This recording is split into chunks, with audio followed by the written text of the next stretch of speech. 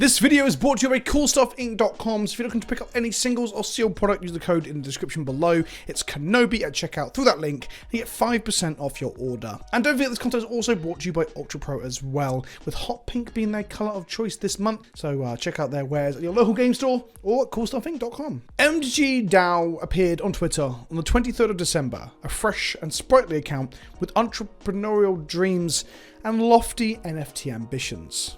Over time, they began to tweet about increasing the scarcity of Magic cards by linking them to NFTs in a new Magic the Gathering format that they were creating.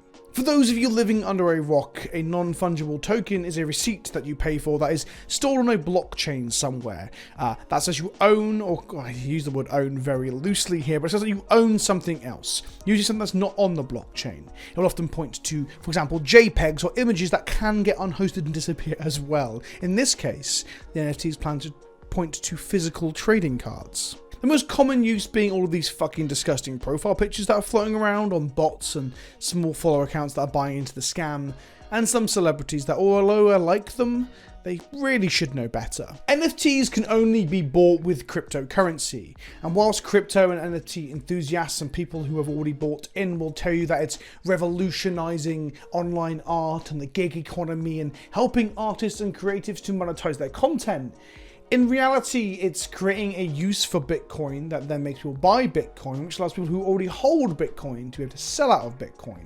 It also allows people to skirt copyright laws to sell collectible digital versions of other people's work, as we're seeing here, and as we've seen ongoing with entire music libraries, other people's art, people's fucking profile pictures and names on Twitch and famous streamers and shit. It's fucking wild, the depths that NFTs will, or the people doing NFTs, making NFTs, selling NFTs will go to, the depths they will plumb to make a quick buck. I am going to leave that explanation there, as I think it's rather succinct and clean for me, as I'm a bit of a rambler. And I recommend that if you aren't one of the 5.3 million people to have already checked out Folding Ideas' incredibly comprehensive video and investigation on NFTs, you probably should if you care about this stuff. It's a long one, but it's great. It's very comprehensive. What I want to make clear here is I'm going to avoid calling this poor soul names and really shitting on them.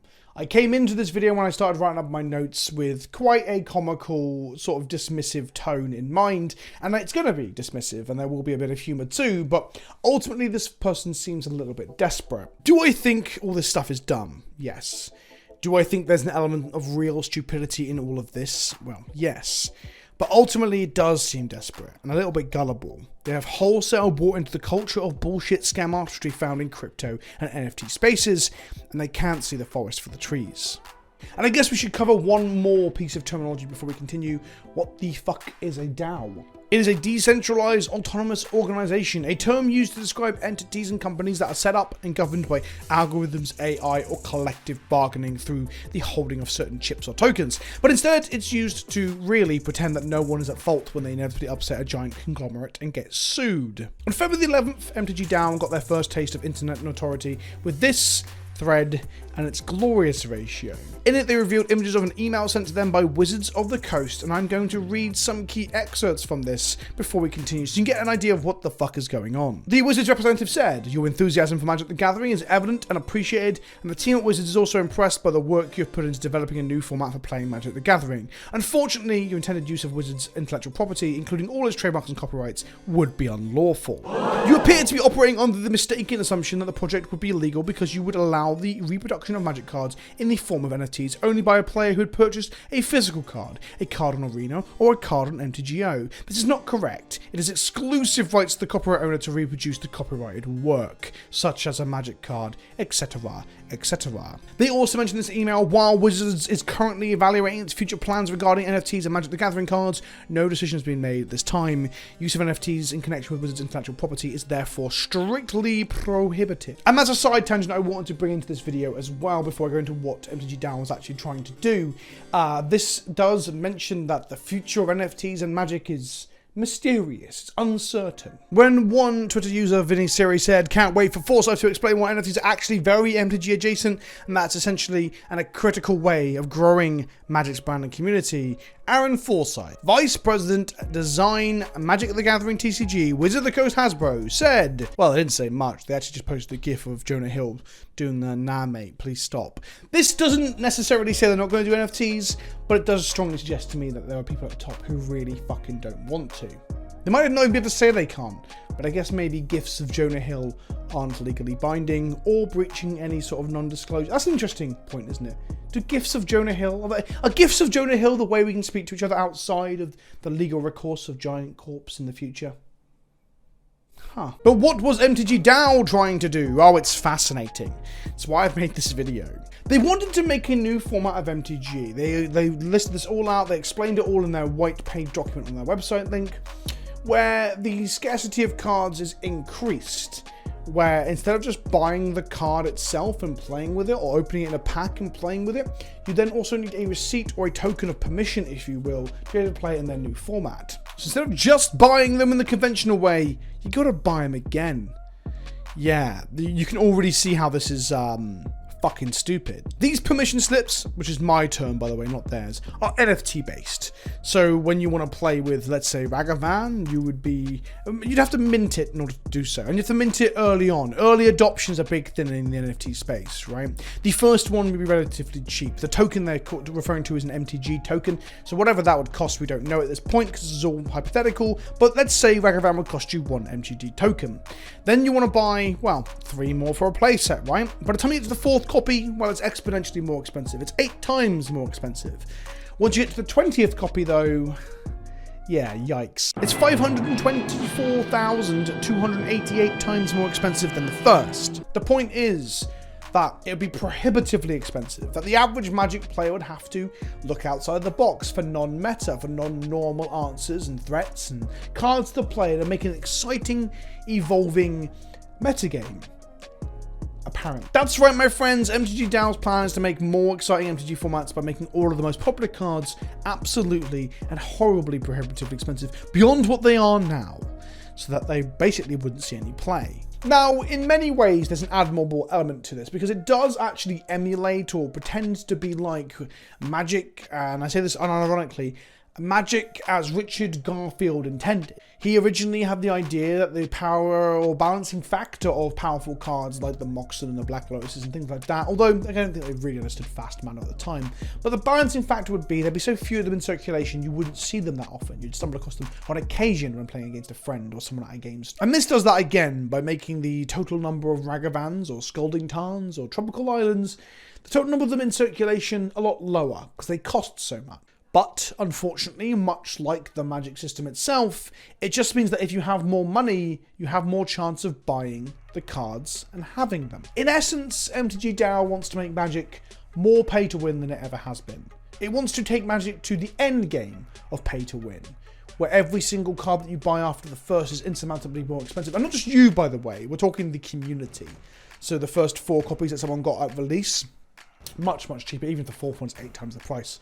If you want to buy your playset after 4 other people have done, you're fucked. You're absolutely fucked, unless you've got tons of money to drop. And it's wild. The idea that Ragavan costing $80 right now just isn't enough. They want Ragavans to cost upwards of, what, $100,000, depending on what Bitcoin they buy into and how much Bitcoin gets you an MTG token and so on and so on. Let's just say that it's really, really cheap. And let's say a penny, right? So the 20th Ragavan only cost you 524,288 pennies. What the fuck? The whole plan is to make Magic the Gathering truly, truly pay to win. It's Magic the Gathering through the filter of late stage capitalism. Except the people doing it aren't savvy enough or competent enough, like the companies like Amazon and such, to actually realize it. It's all just some sort of like, it's like a satire. It's like a beautiful parody. This whole thing is a work of art. Now, the excuse being made is that it's not infringing on Wizards' intellectual property, as it's just selling NFT permission slips to the members of the community. But Wizards don't see it that way, as evidenced by the emails on screen, right? And considering what we all know of these fucking NFTs would be utilizing images of the cards or the card art or whatever to represent themselves, we know there's no way in fucking hell that they weren't going to breach copyright. And there's just something about MTG DAO that makes me not want to listen to them when it comes to figuring out whether or not they're breaking copyright. In case it's not obvious to anyone reading this, I'm so excited about this project, but I definitely have no idea what I'm doing.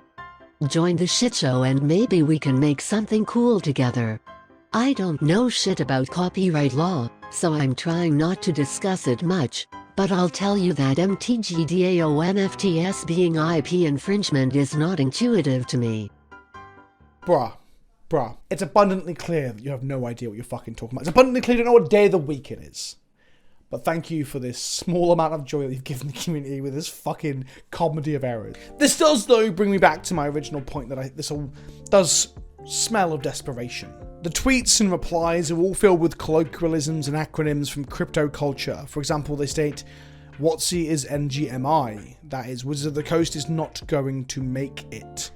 NGMI is an acronym used pretty much exclusively within crypto and NFT spaces. Firstly, Wizards of the Coast, not to brag or anything, because I'm not part of them, but they made like $1 billion of revenue last quarter. I think they're okay. But it's not the wild shit you really think it is. It's not them saying that they're going to die out as a company, per se.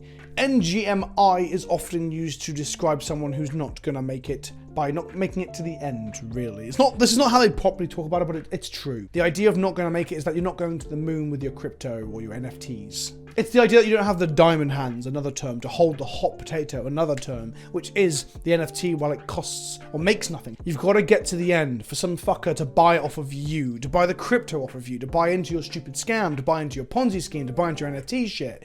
You've got to make it. So the NGMI is a colloquialism that is now being thrown about by people who've bought into this culture when they're throwing about discussing like multi-billion-dollar corporations that are doubled their revenue in 2 or 3 years. It's kind of tragic. All of this just screams to me of poor souls who are desperately trying to find their crypto or NFT golden goose. People are trying to make it in a world that is ever hostile, right? And this is what this seems like. This is not the first time, and it's not going to be the last time that we see something like this come into our hobby spaces.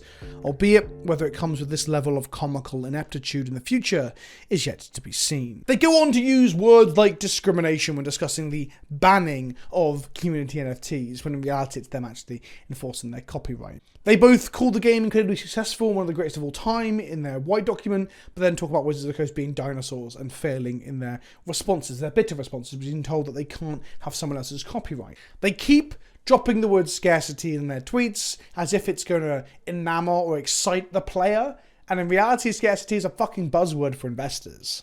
It's clear that they see, much like a lot of the financial side of Magic, Magic as an investment portfolio more so than the game, or at least portfolio first and game second or tertiary. And that's very obvious. That's not a profound statement for me to make, but it is interesting to watch the mental gymnastics made throughout these threads as they try and justify their actions and justify why they can do what they want.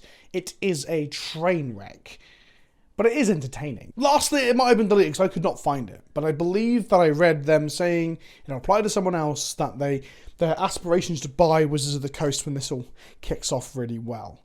So that's the end goal there. That's the delusions of grandeur, is that they're going to buy out Wizards with this NFT scam. What the fuck? I guess if your Ragamans, your Golden Tarns, and your Trops are selling for good fucking money, then maybe if you sell enough monkeys, you'll be able to buy Wizards of the Coast. I guess there's that. Let me know what you think in the comment section below. I hope you found this at least mildly interesting and kind of funny, if a little bit tragic. I've been Vince, also known as PleasantKenobi on the internet. Be good to one another. Tell NFTs to go fuck themselves. And I'll see you all soon. Ta-ta for now.